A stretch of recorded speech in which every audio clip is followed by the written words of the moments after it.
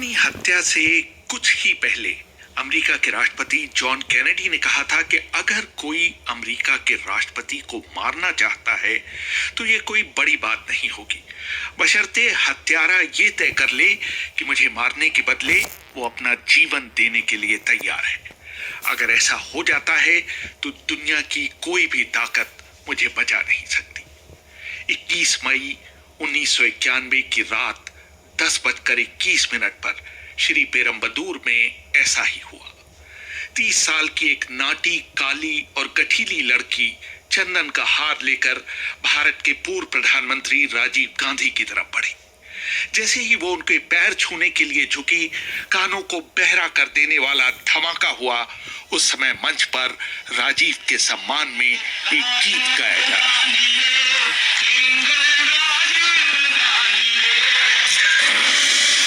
वहां से मुश्किल से 10 गज की दूरी पर गल्फ न्यूज की संवाददाता और इस समय डेक्कन क्रॉनिकल की बेंगलोर की स्थानीय संपादक नीना गोपाल राजीव गांधी के सहयोगी सुमन दुबे से बात कर रही थी। 2 मिनट भी नहीं बात किया और वो बॉम्ब फटी मेरे आंखों के सामने। और मैं व्हाइट तो कभी नहीं पहनती। उस दिन रश में मैंने साड़ी निकला मेरी आंटी के कपड़े से और पहन के आई, और मेरा साड़ी के ऊपर आज तक such an horrible feeling, sari के ऊपर ब्लड था, कुछ और था।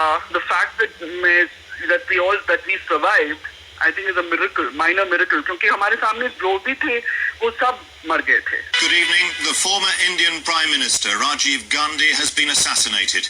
He and at least 14 other people were killed by a bomb at an election rally in the town of Sriperumbudur outside Madras in the southern Indian state of Tamil Nadu. Blast का आवाज तो बहुत पहले एक पट पट पट ऐसे जैसे फायर क्रैकर्स होते थे ना, ऐसे लगा। जैसे फिर उसके बाद एक बड़ा सा वूश हुआ और फिर फटा वो। I had just covered the gulf war. मैं तो कुवैत में थी जब अमेरिकन ट्रूप्स थे, लिबरेट कर रहे थे कुवैत। तो मुझे पता था कि ये छोटा बॉम्ब नहीं है, ये बड़ा बॉम्ब है। तो मैं आगे निकली टुवर्ड्स द बॉम्ब साइड, तो पूरा कपड़े, people were in flames, चीख रहे थे, it was complete mayhem, can't describe it, it was like panic। हमको पता नहीं था ना कि राजीव गांधी मर गए कि नहीं मर गए, क्या हुआ। इस हादसे के ठीक 5.5 घंटे बाद बीबीसी के विश्व भारती कार्यक्रम की शुरुआत कुछ इस तरह हुई।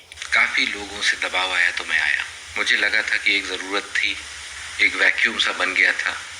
बीच में बहुत कहा गया, कुछ लोग कहते थे कि हारेंगे तो भाग जाएंगे, कुछ लोग कहते थे कि हारेंगे तो सरकार को फिर भी सत्ता को पकड़ के रखेंगे, छोड़ेंगे नहीं। लेकिन ये सब कहने वालों की बातें थी, इनमें सच्चाई बहुत कम थी। समाचार आपने सुना कि राजीव गांधी नहीं रहे। एक अविश्वसनीय समाचार लगा जैसे कोई झूठ बोल रहा है। अभी परसों की बात है जब मतदान का पहला दिन था और राजीव गांधी ने अपनी पत्नी सोनिया गांधी के साथ दिल्ली में अपना मत डालकर लोकतंत्र में अपनी आस्था व्यक्त की थी। लेकिन कल वे स्वयं किसी आतंकवादी की अनास्था का निशाना बन गए। श्री पेरम्बदूर में उस भयंकर धमाके के समय तमिलनाडु कांग्रेस के 3 चोटी के नेता जी.के. मूपनार, जयंती नटराजन और राममूर्ति मौजूद थे। जब धुआं छटा तो राजीव गांधी की तलाश शुरू हुई। उनके शरीर का एक हिस्सा औंधे मुंह पड़ा हुआ था, उनका कपाल फट चुका था और उसमें से उनका मगज निकलकर उनके सुरक्षा अधिकारी पी.के. गुप्ता के पैरों पर गिर चुका था, जो स्वयं अपनी अंतिम घड़ियां गिन रहे थे। बाद में जी.के. मूपनार ने एक जगह लिखा, लोग दौड़ने लगे। मेरे सामने शत विशत शव पड़े हुए थे। राजीव के सुरक्षा अधिकारी प्रदीप गुप्ता जिंदा थे। उन्होंने मेरी तरफ देखा, कुछ बुदबुदाए और मेरे सामने ही दम तोड़ दिया, मानो वो राजीव गांधी को किसी के हवाले कर देना चाह रहे हों। मैंने उनका सिर उठाना चाहा, लेकिन मेरे हाथ में सिर्फ मांस और खून ही आया। मैंने तौलिए से उन्हें ढक दिया। मूपनार से थोड़ी ही दूर पर जयंती नटराजन अवाक खड़ी थी। सारे पुलिस वाले मौके से भाग खड़े हुए। मैं शवों को देख रही थी, इस उम्मीद के साथ कि मुझे राजीव न दिखाई दे। पहले मेरी नजर प्रदीप गुप्ता पर पड़ी। उनके घुटने के पास जमीन की तरफ मुंह किए हुए एक सिर पड़ा हुआ था।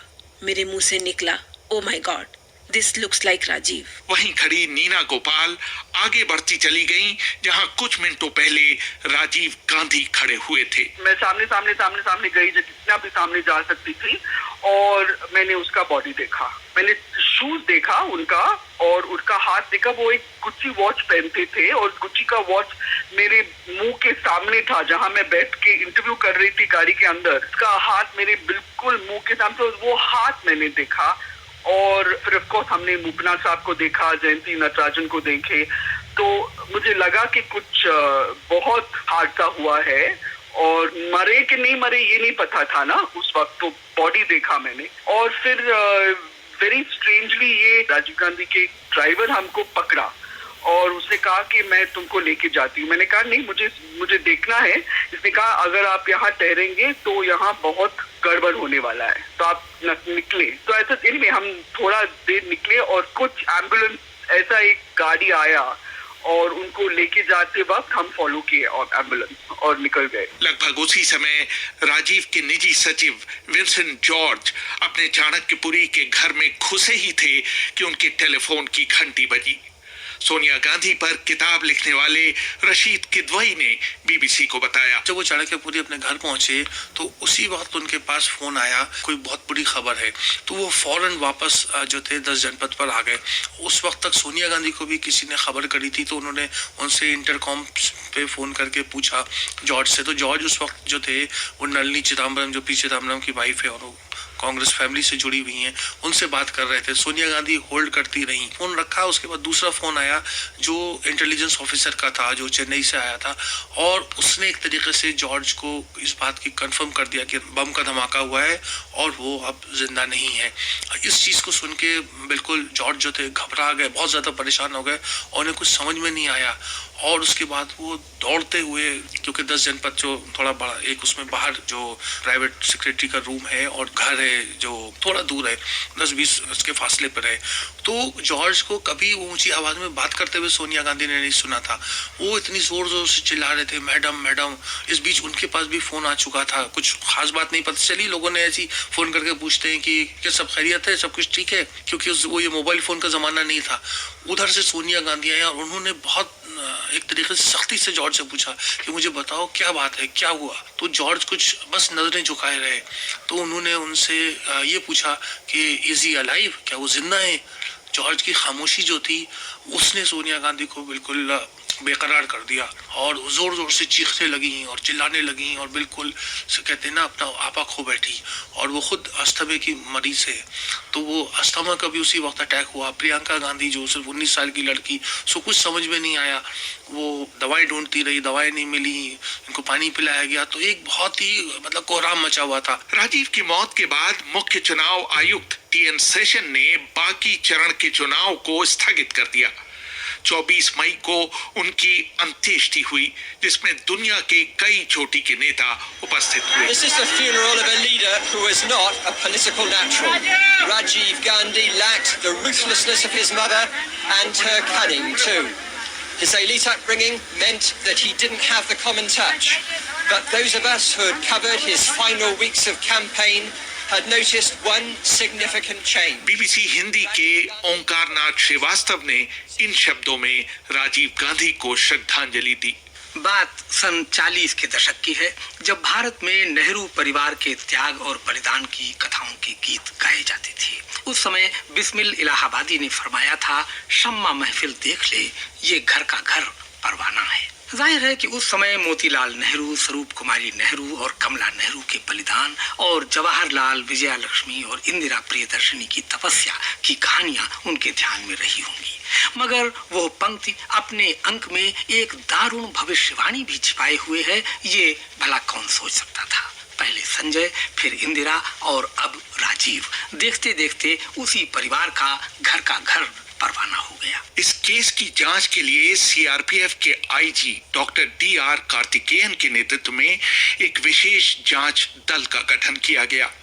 कुछ ही महीनों में इस हत्या के आरोप में एलटीटी के 7 सदस्यों को गिरफ्तार किया गया। मुख्य अभियुक्त शिवरासन और उसके साथियों ने गिरफ्तार होने से पहले साइनाइड खा लिया। डॉक्टर कार्तिकेयन ने बीबीसी से बात करते हुए कहा, First breakthrough was, yes, you can see those 10 photographs from Haribabu's camera. But then there were many other leads followed later on the telephone call. आप कह सकते हैं हमारी पहली सफलता थी हरी बाबू के कैमरे से उन 10 तस्वीरों का मिलना। हमने आम लोगों से सूचनाएं लेने के लिए अखबार में विज्ञापन दिया और एक टोल फ्री नंबर भी दिया। हमारे पास कुल 3-4 हजार फोन कॉल आए। हर एक कॉल को गंभीरता से लिया गया। हमने चारों तरफ छापे मारने शुरू किए और जल्द ही हमें सफलता मिलनी शुरू हो गई। पहले दिन से ही मैं इस काम में बिना किसी आराम के 24 घंटे हफ्ते के 7 दिन लगा रहा। मैं रोज रात 2 बजे काम के बाद कुछ घंटे की नींद के लिए गेस्ट हाउस पहुंचता था।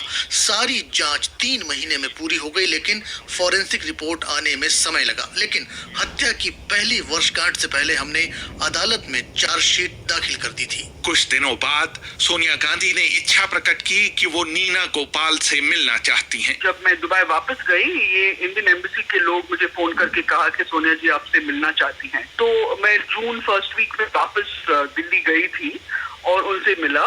It was a very emotional, very difficult meeting, I think, for both of us. क्योंकि बस एक ही बात वो सुनना चाहती थी कि मेरा हस्बैंड का मूड कैसे था. What did he say? What were his last words? Because he basically died, I heard later, कि उसने he died with my name on his lips. वो तो जयंती नटराजन से कहा कि where is that Gulf News girl, go get Nina. तो जयंती उससे मुड़ के मेरे पास आ रही थी और वो बॉम्ब फटा। वो मेरी हाथ पकड़ी और she just cried and cried and cried. The tears were streaming down her face. And she just said, tell me everything. Tell me what he said. What was his mood? And I said he was like walking on air. He knew he was going to win. He was in such a good mood. कुछ भी हो, he was willing to accept it. लोग धक्के मारे उसको, चीख pinch करे, कुछ भी हो, he was in such a high. Indira Gandhi के प्रधान सचिव रहे पीसी अलेक्जेंडर ने अपनी किताब my days with Indira Gandhi में लिखा है कि इंदिरा गांधी की हत्या के कुछ घंटों के भीतर ऑल इंडिया मेडिकल इंस्टीट्यूट के गलियारे में मैंने सोनिया गांधी को राजीव गांधी से लड़ते हुए देखा था। वो सोनिया को बता रहे थे कि पार्टी चाहती है कि मैं प्रधानमंत्री पद की शपथ लूं। सोनिया ने कहा, किसी कीमत पर नहीं, वो लोग तुम्हें भी मार डालेंगे। राजीव का जवाब था, मेरे पास कोई विकल्प ही नहीं है, मैं वैसे भी मारा जाऊंगा।